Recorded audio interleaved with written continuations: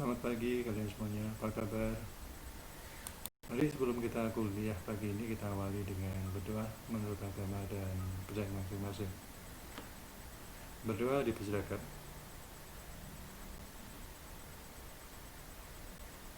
Oke, teman-teman semua.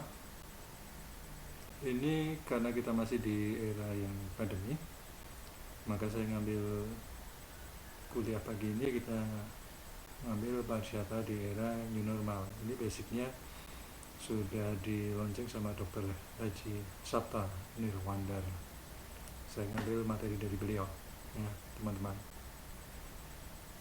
Ini cuma akan membuka brainstorming kita, jadi akan membuka wawasan kita. Bagaimana sih kita menghadapi wabah ini, ya, dan kita diimplementasikan ke kehidupan kita, kehidupan new normal kita. Kenapa? Ya, kenapa? Karena kita memang harus belajar banyak dari kehidupan ini dengan permasalahan yang terjadi sekarang. Sama pertanyaan what, when, how, ya, ini juga sama. Nanti kita jelaskan one by one dari slide yang ada.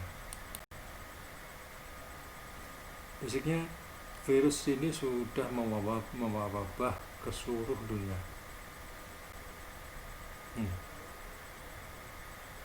Ini dari case-nya. Ini last update tanggal 8 Mei 2020 jam 11 siang. Coronavirus case atau kasus corona ini ada sekitar 3.917.532. Meninggalnya 270. 2.770. Ya, ini masih kecil dibandingkan yang sehat. Kalau yang sehat ada 1 juta lebih. Di Indonesia ini juga sama. Kasusnya banyak, tapi yang sembuh lebih banyak dibandingkan yang meninggal. Basicnya yang meninggal itu karena biasanya dengan adanya penyakit bawaan. So, kita banyak belajar dari itu. Tetap sehat, tetap jaga diri, jangan lupa asupan gizi sama olahraga. Kalau impactnya apa sih? Apa impact? Impact itu adalah akibat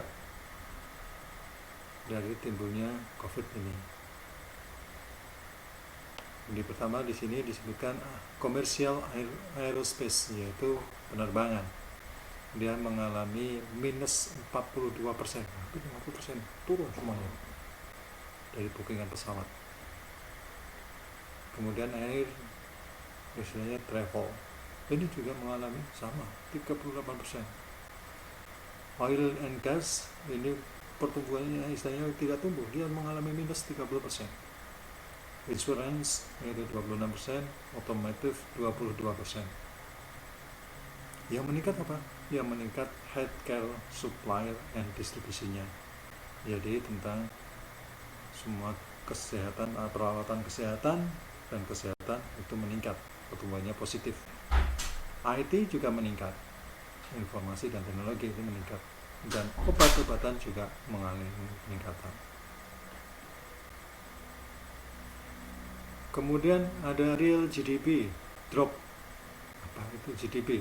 GDP itu adalah gross domestic product atau domestik brutonya. Ya.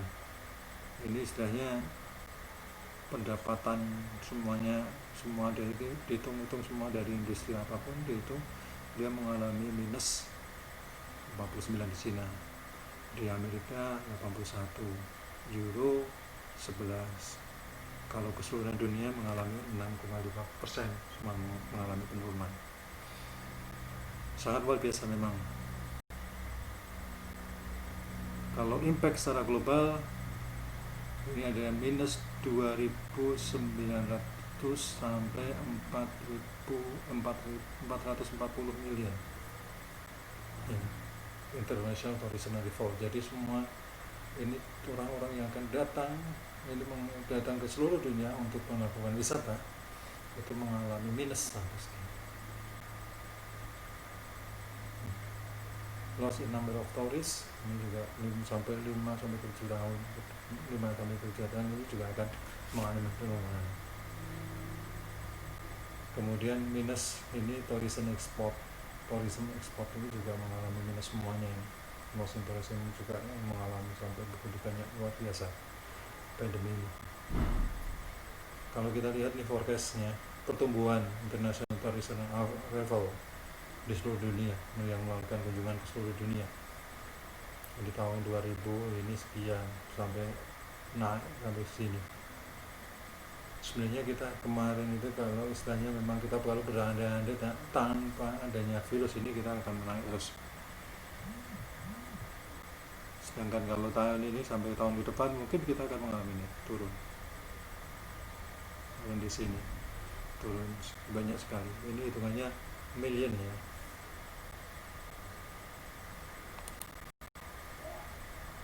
Hotel and tourism industry Indonesia. The corona outbreak is the hospital's business. The Indonesian Hotel Restaurant Association (PHRI) notes as of Thursday, tanggal 22 April, there were. Nih, corona ini sangat berdampak besar bagi bisnis industri perhotelan. PHRI ini mencatat sampai tanggal 22 April kemarin itu ada 1.674 hotel di 30 provinsi. They had been closed. Mereka menutup karena adanya dampak dari corona. Sedangkan di Bali datanya lebih dari 95% of the tourism has been closed. Jadi tempat-tempat wisata semuanya juga di close. Di Bali 3 dari 31 provinsi, karena terus terang aja provinsi kemarin kita merasa yang Jogja itu luar biasa juga. Kamu dia bayangkan di Melia itu ada 200 sekian kamar ya. Dia cuma dibuka satu wing aja yang di lantai atas, yang lainnya di close. Dengan 200 kamar paling mentok diisi cuma 10-20 kamar. Makanya kemarin banyak karyawan yang dirumahkan. Sehingga bagaimana Pak peraturan kalau karyawan hotel itu dirumahkan? Satu, kalau mengacu dari peraturan pemerintahan yang kemarin itu bulan pertama dia sampai bulan ketiga digaji full. Tapi gaji full ya, gaji full itu gaji pokok sama transportnya minimal itu. Tapi tidak ada uang servis atau uang pelayanan. Nah lumayan masih digaji. Nanti kalau sudah 3 bulan ke atas atau bulan keempat itu akan dipotong 50%. Sampai kapan? Sampai semampunya hotel itu untuk menggaji. Ini Sir Winston Churchill mengatakan, a pessimist see that difficult is every opportunity. Seorang yang pesimis melihat suatu kesempatan itu adalah sulit. Sedangkan seorang yang optimis dia terbalik dari situ, melihat semua kesempatan, melihat banyak kesempatan dalam setiap kesulitan. Aku yakin kalian juga seperti itu ya. Aku yakin kalian punya prinsip itu. Jadi apapun kesulitan yang kita hadapi mesti ada kesempatan yang terbaik yang bisa kita lakukan untuk recovery itu. Ini cuma perubahan paradigma. Kalau dulu dikatakan normal ke new normal, ini tidak normal ke normal.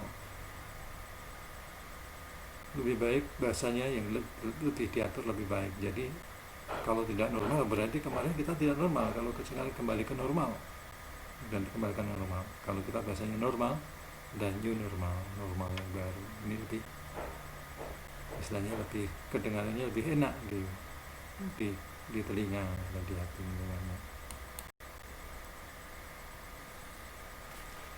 Tourism industry COVID impact ini pertama kita lihat ada pre-COVID Indonesia Tourism Performance tahun 2014 sampai 2009 Global Tourism. Jadi semua turis dari semua negara bisa masuk di Indonesia. Di era situasi sekarang, survival action safeguard our life, yaitu menyelamatkan hidup kita, menyelamatkan safeguard livelihood, menyelamatkan keluarga kita dengan punya new opportunity, dengan kesempatan, misalnya new kesempatan yang ada, online delivery, food education, webinar, digital media, ini opportunity-nya. Kemudian nanti nyampe recovery program, ada skenario-nya, epidemiologi, ekonomi, ada stimulus, relaksasi, social safety, ya. Kemudian post covid ada new normal, customer behavior, dan lain-lain. Nah, di new normal ini semuanya tentang akses transportasi, airline, land, train, and sea, amenities-nya, itu kelengkapannya, ada hotel, restoran, itu diatur agar tetap sehat. Di wisata alam ini ada sport tourism, adventure, leisure, ini juga akan diatur ini tentang penjagaan kesehatannya untuk penanganan COVID-19. Di wisata budaya ada heritage, live culture, culture performance, museum, ini juga diatur dari bagaimana dia masuk sampai nanti dia meninggalkan tempatnya, sama dengan wisata alam. Main model and destination, ini istilahnya wisata buatan, ada theme park, zoo, garden, arsitektur, building, ini juga akan banyak diatur, termasuk mass meeting, incentive, conference, and exhibition, dan ada webinar, ada sport event, kemudian ada online. Oke teman-teman, kuliah kita pagi ini tidak begitu banyak, sampai situ aja. Besok kita teruskan ke 7 step to the new normal in the travel and tourism. Silakan teman-teman, kalau ada pertanyaan nanti boleh di komen di kelas Google Classroom, atau kalian bisa buka di learning, ya. Kalian boleh kita discuss di situ kalau bisa masuk, dan atau mungkin kita ke WA by group yang kita punya. Oke, kuliah pagi ini saya cukupkan. Terima kasih, tetap sehat, jaga diri. Assalamualaikum warahmatullahi wabarakatuh.